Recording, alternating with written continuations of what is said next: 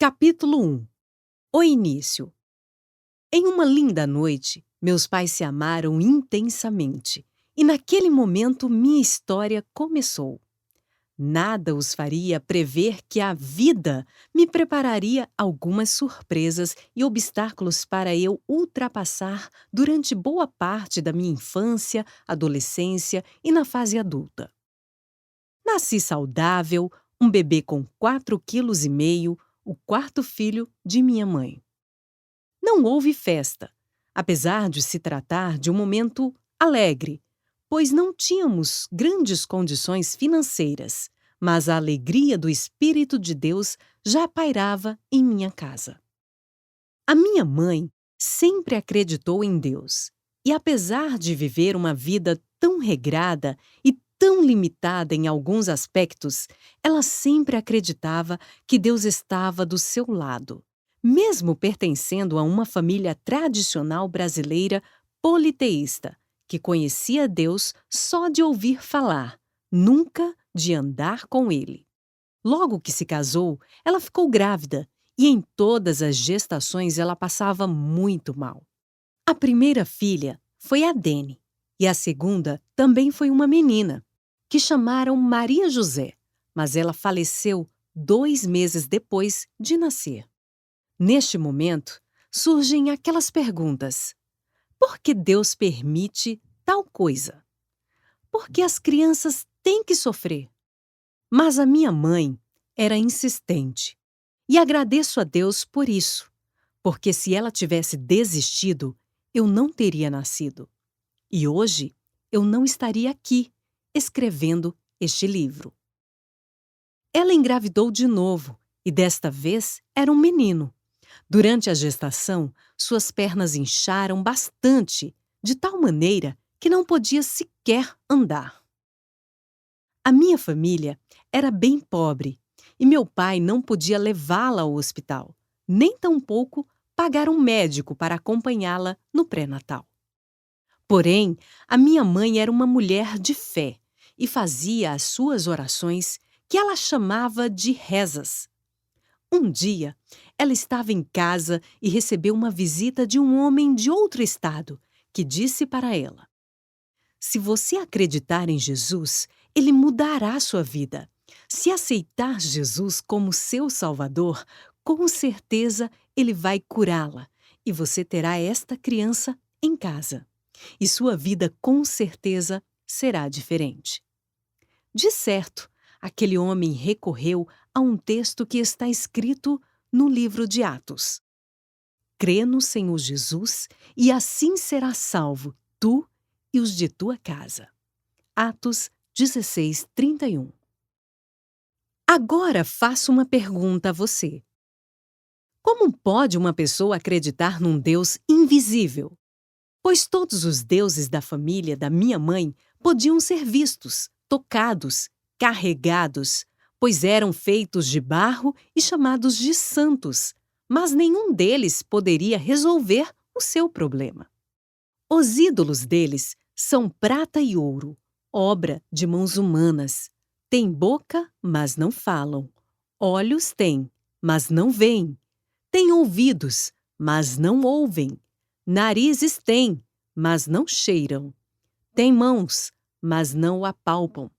Pés têm, mas não andam. Nem som algum sai da sua garganta. Salmos 115, do 4 ao 7. Mas, se depois de ter recorrido a todos os santos que estavam na frente dela, não achou solução, por que não acreditar também nesse Deus invisível? E foi assim que minha mãe tomou uma das maiores decisões da vida dela. Ela deixou de confiar em todos os deuses e santos e passou a acreditar apenas no Deus Todo-Poderoso. Ela relata que, ao entregar a sua vida a Jesus, a sua saúde foi restaurada. A gravidez correu tão bem que ela teve o 3º filho em casa, o meu irmão Adão. 2 anos depois, no dia 23 de outubro de 1976, eu chegava ao mundo, um menino grande e forte. Contudo, Apenas um ano após meu nascimento, a minha irmã Adriane nasceu, prematura e com sérios problemas de saúde. E eu ainda estava sendo amamentado. Aos 2 anos, eu comecei a ter ataques de epilepsia. E como eu era muito agitado e muito nervoso, foi-me receitado um medicamento controlado para que eu tomasse durante 10 anos. Quando completei 8 anos de medicação, a minha mãe decidiu que eu não iria tomar mais aquele medicamento. E graças a Deus, nunca mais voltei a ter ataques. Isso se chama fé. No livro dos Salmos está escrito: entrega o teu caminho ao Senhor, confia nele, e o mais ele fará. Salmos 37, 5.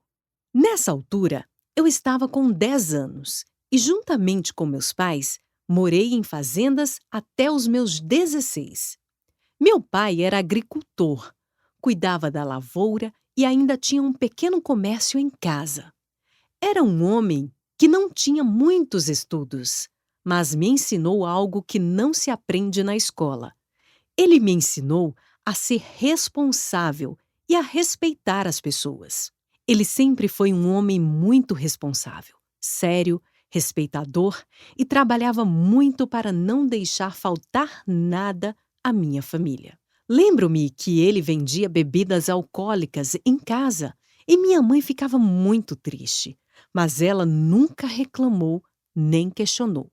Ela sempre dizia: eu tenho Jesus no coração, enquanto costurava e dobrava roupas, ou tratava da casa. Ela chorava e eu não entendia o motivo. Por muitas vezes, eu lhe perguntava o porquê, mas a sua resposta era sempre a mesma: nada não. E então, eu saía para brincar e ela continuava ali, chorando.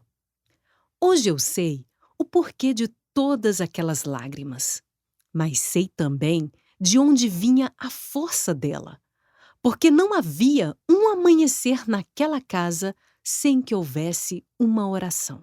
No livro de Deuteronômio está escrito: tu as ensinarás com todo zelo e perseverança a teus filhos. Conversarás sobre as Escrituras quando estiveres sentados em tua casa, quando estiveres andando pelo caminho, e ao te deitares e ao te levantares. Deuteronômio 6:7.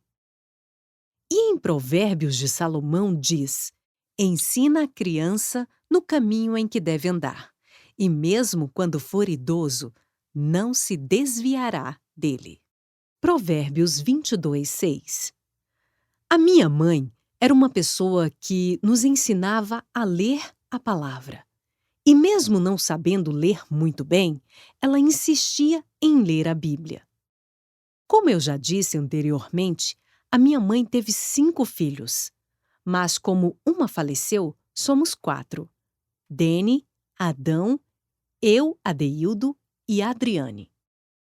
A nossa família era composta por 6 pessoas e havia harmonia entre todos. O meu pai era um homem guerreiro. Nunca vi o meu pai levantar a mão ou a voz para minha mãe. Ele sempre se preocupou com a família e em casa havia respeito entre nós. Deus estava lá. Lembro-me que eu ajudava meu pai na lavoura. Trabalhávamos muito e meu pai nos ensinava a ter honestidade, responsabilidade e caráter. Ele foi um homem não muito crente, mas muito responsável por tudo que fazia.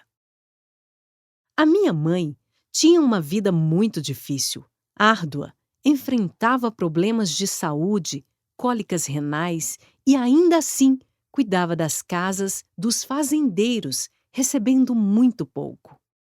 Além disso, ainda tinha um marido que vendia bebidas alcoólicas na sala de casa. E por isso, via homens vomitando à nossa porta. Não era fácil. Ela tinha todos os motivos do mundo para reclamar e fazer a pergunta: onde Deus está? As mesmas perguntas que fazemos quando estamos em dificuldades ou quando temos um problema. Será que Deus me esqueceu? Será que Deus não está vendo? A maior dificuldade na vida é termos um encontro verdadeiro com Deus. Mas depois que temos esse encontro, Ele nunca mais se separa de nós. Criamos uma união com Ele, e isso é maravilhoso. A minha mãe teve esse encontro com Deus. Então, ela sempre soube onde Deus estava.